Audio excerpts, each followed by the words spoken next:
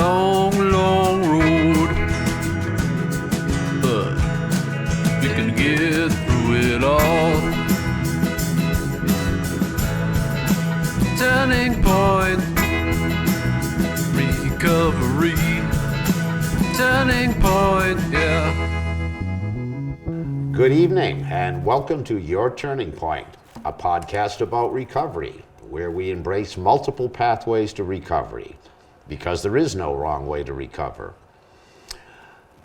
As we embrace today's recovery environment, we're having a roundtable discussion tonight about stepping outside the box in recovery. What is the Sober Curious movement? Folks who want to go without alcohol for a month, dry January. So we're going to get into many subjects, and let me just introduce myself. I am John. Usually my co-host Jeff is here, but Jeff is under the weather. Unfortunately, he is home with twin Petri dishes. Oh, I mean children. But they bring everything into the house besides love as well. And to my left, we have Sunshine Scotty. And Sunshine Scotty, I'll let him explain. He is the regional coordinator of Metro West for MORE, M-O-A-R, and he will explain what that is. And to my right, we have the lovely Britt, who is a peer member at Turning Point. And if I may, she is a practitioner of Cali Sober, and we will discuss what that is a little bit. So, Britt, why don't you introduce yourself and tell us a little bit about you? Sure. Thank you guys for having me. So nice to be here with you. I'm Britt Smith, originally from London, but now I live in Norfolk, Mass.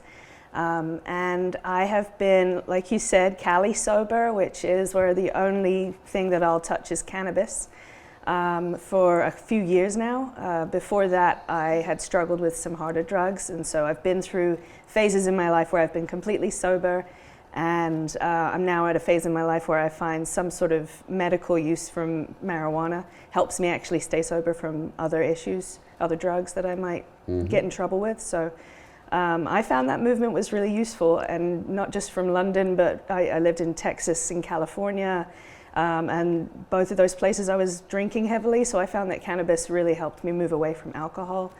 And now I am a writer and a podcaster, and I delve into the culture and the medical research behind cannabis for a magazine called Different Leaf. Welcome. Thank you so much. Scotty, tell us a little bit about yourself. Hey everybody, it's good to be here, and I do work for MORE, Massachusetts Organization for Addiction Recovery, and I'm the Metro West Regional Coordinator for MORE. And MORE is, I guess I share our mission to organize recovering individuals, families, and friends into a collective voice to educate the public about the value of recovery from alcohol and other addictions. And I absolutely love my job, and I'm also a member of Turning Point as well. So things are good, and I'm also a person in long-term addiction recovery, mental health recovery, and trauma recovery. And I believe with all my heart that recovery is real. That is your tagline. That's what Sunshine Scotty is known for. I have to preface my remarks to say that AA was the foundation and the support beam of my recovery. And by talking about these subjects tonight, I certainly hope that I'm not excommunicated, banned, banished, or exiled from the fellowship of AA. But if step 12 is to help another alcoholic, then whatever unique path of recovery that we take, then it works. There is no wrong. So tonight, what are we going to talk about a little bit? Let's talk about recovery versus sobriety, what that means to you. What does sobriety mean to you versus recovery? I think when most people are talking about sobriety, they're talking about being teetotal, not touching any substance that intoxicates you or is a trouble for you, I guess, in your life and threatens your wellness. Yes. Recovery, I think, is the path that you're on to try and get to sobriety. A lot of the time, you might move towards that goal of complete sobriety or away from it. You may find that complete sobriety isn't quite right for you, but I think that recovery journey is different for everybody. For me, some of my recovery journey has included periods of sobriety, but like I said, at the moment, like I'll use CBD to help me with anxiety attacks or cravings and things like that. So I'm not, I guess, deemed completely sober, but it's my recovery journey, and so that path looks a little different to everybody. Okay. Your take, Scotty? Honestly, I don't really focus on sobriety. I'm more about wellness. Okay. And everybody, I think, has to figure out what they got to do to be well. And for me, my path is one of abstinence from alcohol and other harmful substances. And I often, ask myself on a daily basis, what do I got to do to be well? And it looks different, whether I'm at a AA meeting or whether I'm a big part of my recovery is going to the gym and getting peer support from other people. I happen to live with the most wonderful person in the world. My wife is a person in long-term addiction recovery and mental health recovery as well. So I get peer support every day. So, and for me, I also love the SAMHSA's definition of recovery. I don't know if people are familiar with that. No. I don't know if I'm going to get it right. Enlighten us. But we don't have to. We can edit it, right? Yes. It's a process of change in one's health and wellness. To live a self-directed life while striving to reach one's full potential. So it's and under that umbrella, like, who can't get behind that definition of recovery? Who doesn't want to make some changes, or who doesn't want to live a self-directed life? Who doesn't want to live their best possible life? And that way we can get away from, you're in this category, you're not in this category, and because we all, got to deal with life challenges. So I like it. Yeah, I mean, I've read that we're all recovering from something. It's not just substance use disorder. That's true. What are some of the outside of the box tactics, we'll call it, that you use to stay sober? For me, there's a lot of, like you were saying, points of wellness in my life that I use as sort of touchstones throughout my day to make sure that I'm feeling good and happy about my path. So a lot of meditation. That's one of my biggest ones. Like every morning, I make sure I give myself 10 or 15 minutes. It seems like it's not always doable, but if you can just squeeze that in, for me, it changes the whole direction of my day. Sometimes I can just put up with a little more stress. Like when I'm driving somewhere, the traffic pisses me off less. Yeah. Those kinds of things will help me in my wellness in general, because when I get really stressed out, that's when I'll want substances that are bad for me. So yeah, that meditation's really grounding in the mornings. Another thing I do is spend a lot of time in nature. I have 2 dogs and they always want to play and go out, and so I take advantage of that and I roll that into my morning routine. And so I'm really spending a lot of time in the morning checking in with myself, spending time with my dogs and being outside in nature. And usually that and a cup of coffee, and that sends me on my way for my day. And Brett, I'm right with you. Meditation. In fact, I'm supposed to be at my meditation group tonight at 7. Oops. So, but they'll be okay with it. We're not attached to certain things being a certain way. But and also in time in nature, with family or with myself, being alone, and I also use prayer as well. So those are different wellness tools. And also my baseline, my path to recovery is WRAP, Wellness Recovery Action Planning, which is basically, it's about hope, personal responsibility, education, support, and self-advocacy, and really focuses on different wellness strategies and supports and plans around being well. Yeah, I think it's helpful to have that plan, right?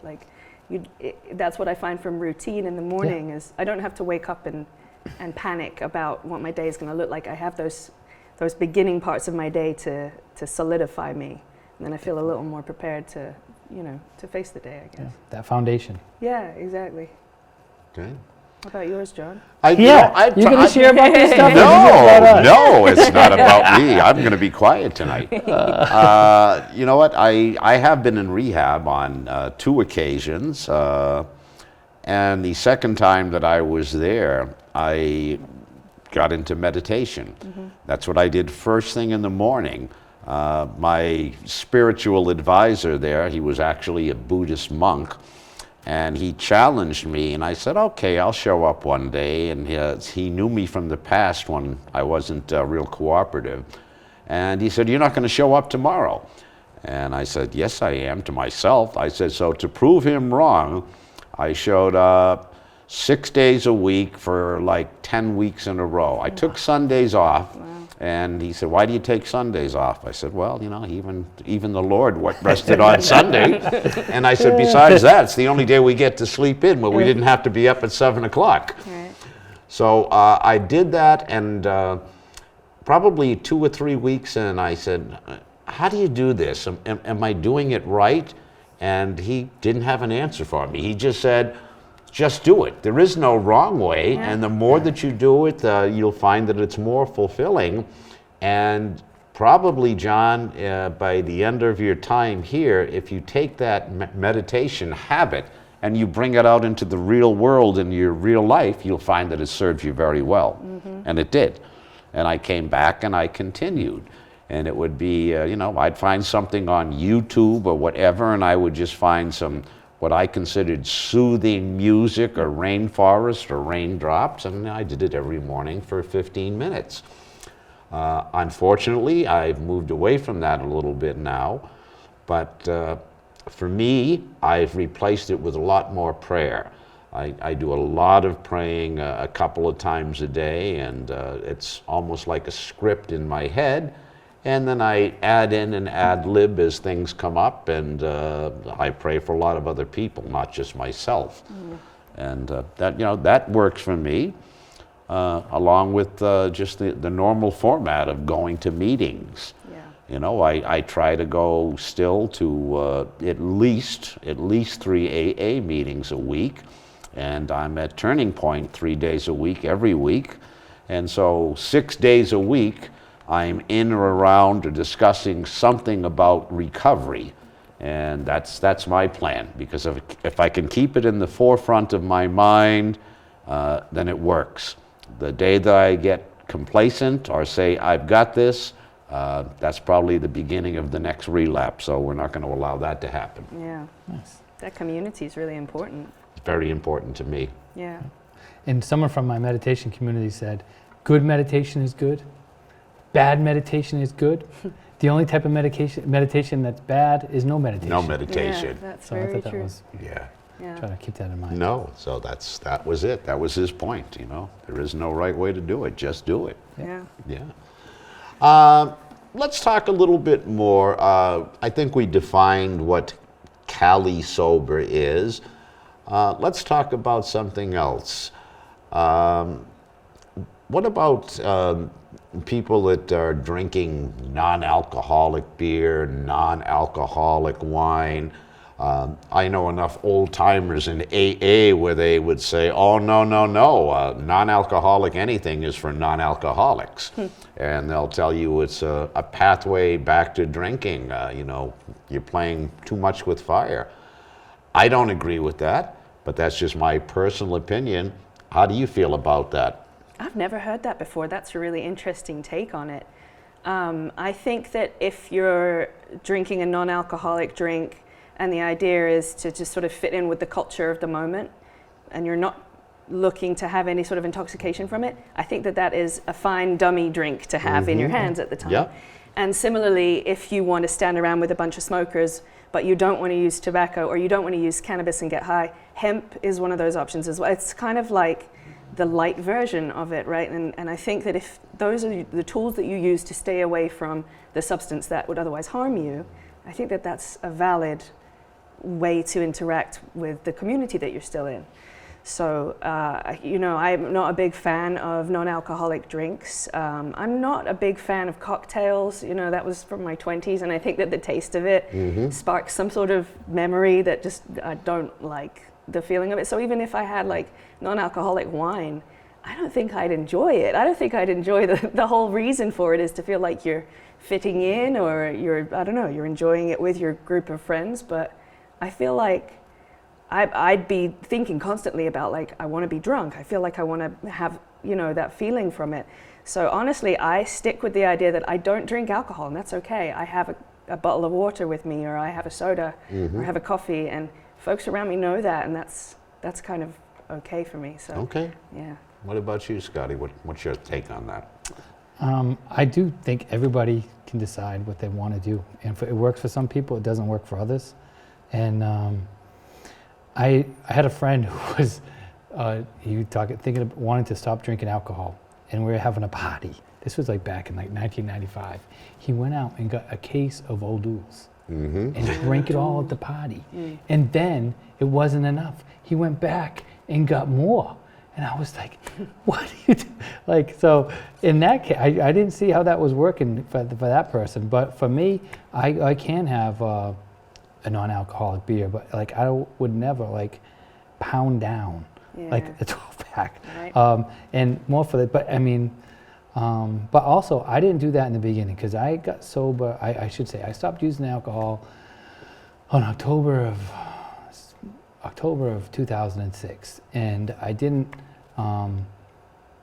mess around with it because I didn't want to I didn't know, like you were saying, like, is this going to be a gateway of going back to it? So after I had some time away from it, I was like, you know what, maybe I'll see how this works for me. And because I have heard people in AA say that you shouldn't do that. My buddy was concerned that I could make a mistake one day and have that and have something else, but like, I don't know, it just, it's not something I do often, but like, I think for the Super Bowl, I had one, it just, it works for me in my wellness because I'm not chasing after them. I think it's more about the impact on my life. And also I'm trying to be in shape anyways, and just have a little bit of empty calories. So I guess it does work for me in moderation. And also I don't know if we're going to talk about this tonight. Have people heard of moderation management? I haven't. I have not either. No. We're talking about multiple pathways of recovery. When I first heard about it, I was like, who can moderate, But and then when I looked into it, 30% of their members have actually, came in through moderation with their goal and then figured out for them that abstinence would be their goal. And this pathway was founded, I think, in 1994 by Audrey Kishline, and it just it helps people to take a look at their substance and to see, are they in a position to moderate? And it was actually a checklist was put in place after some research about how to help people assess whether abstinence would be better or moderation, and you can take a look at it. Like, can you engage in this behavior, like you talked about earlier, you talked about dry January. Like, one of the things on that checklist is, can you not use your substance of choice for 30 days? If you can go 30 days without it, then maybe abstinence for you. And there's like 9 other questions, and so I thought that was helpful because it's something I didn't know that even existed. Or when you mentioned you spent time in Texas, I was gone to Harm Reduction Works peer support meetings out of Austin, Texas. And the person leading that group, she is a person who used harm reduction for many years, and all of a sudden she realized for herself it'd be better for abstinence. So these are just some little known pathways of recovery that I didn't know about until I took a multiple pathways training to discover this stuff. That's interesting. Yeah, no, that's very interesting. It's funny that you mentioned even personally, when I was using hard liquor, I was basically bourbon and vodka. But that aside, I had to have wine with dinner every night, 7 nights a week. Always had to have wine with dinner. And I miss that. And so recently I said, gee, in this day and age, there has to be somebody out there that makes a decent non-alcoholic wine. And I did a little research, and there were 2 that were somewhat highly rated, and I tried one, and it really wasn't that good. I don't care how well. To me, it was a little Welch's grape juice still. I bet it was. But that's okay. But part of it was my palate was getting tired of everything else. I said, how many more flavored sodas can I have, and salsa with this, and just regular sweet soda? And I tend not to like sweet things, so I was looking for an alternative. In the old days when I was drinking, if I bought a bottle of wine, I would probably drink 3. I would start in the afternoon before dinner while I was doing a little prep, and I would finish it with dinner, and I would continue into the night. I bought 1 bottle of non-alcoholic wine, and it lasted me for 3 nights. 3 dinners. So my intention, unlike your friend, was when you're drinking a case or 2 of O'Doul's, I think the intention is still there, Yeah. and it's not really working as a substitute. Exactly. But I think that's what I find from Cali sober. And it's called that obviously because the joke is everybody in Cali is always smoking weed. yes, So they call themselves sober out there, of course, except for the weed. But I think I find similarly, like, it can tide me over through the nights, whether that's like a tincture or a gummy, or if sometimes I do smoke because I used to be a cigarette smoker, a tobacco smoker, and I miss that.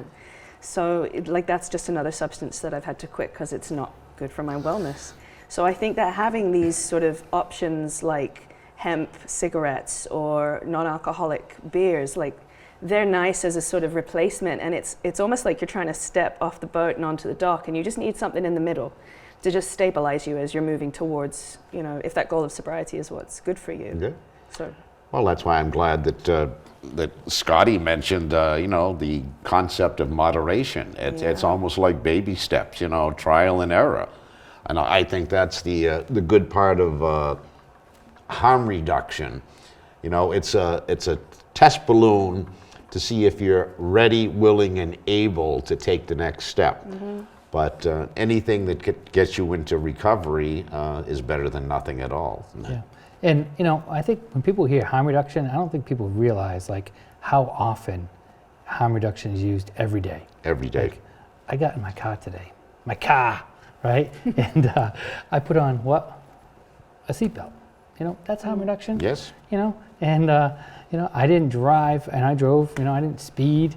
You know, that's harm reduction. And it's just like, and people don't realize that by using that principle of harm reduction, it's always not, you know, we use it more than we think. And, you know, when you mentioned the marijuana, like, at first I tried for myself, like, okay, I'm not going to drink, I'm just going to use marijuana. And see, I was missing the peer support back, this was back in the 90s, and I didn't have, like, that community. You know, there were no peer recovery centers that I knew about when I was living down in Newport. And so, like, I wasn't using it, my marijuana usage went way up, Right. like, because I wasn't, I guess, moderating it. And so that's when I finally got to that place. It was interesting, this process of, I tried to moderate the nicotine, and then I was able to get to a place where I could be abstinent. And then I had to I went to the marijuana, and then finally the alcohol, like that. And just has been my own process, but everybody has their process. And I think you were getting into that, like, recovery looks different for everybody. Absolutely. You know? Absolutely, it does. There is no one way, and everybody's path is unique. What works for you may not work for me, and what works for you may not work for Britt. But we each have to find our own way. Well, I think we're getting towards the end here. Any final thoughts or statements? If I had to ask you a question, your journey in recovery, finish this sentence. Sunshine Scotty today is Truly grateful and happy. For all the blessings in my life. I have the most amazing family. I got incredible communities I'm a part of, and I just love my job. And I never thought my life would be this good. So I'm amazed that I've been given all these blessings. Because honestly, I was going to end my life in 1995. I was just talking to a buddy of mine on the way here, like, and I had a plan, and I'm so grateful that I didn't take action that day. I put it off. I said, I'll wait 10 years. So if you're thinking about it, wait, okay? And so that's, you know, so I guess I'm truly grateful, and it's just, I'm happy, and I'm filled with faith and appreciation. So thank you, John. Thank you very much for being here, Scotty. My pleasure. Britt? Recovery's real. Sorry. And how about yourself? Finish the sentence. Oh, Today, gosh. Britt is. Today, Britt is a work in progress. I think I'll say that. My path has looked messy in the past. I think a lot of people have been through those sorts of times, but I'm always resilient in my recovery journey, and I always step forward the next day. So even if I have a bad day, or I feel like I have a slip up, or there's always tomorrow for me. So I like to think of myself as a work in recovery, in motion, as I keep going through it throughout my life. Thank you for being here, Britt. Thank you. Well, I think that'll wrap it up tonight, and thank you out there to listeners and viewers. And this is Turning Point signing off. Good night. Turning point, recovery. Turning point, yeah.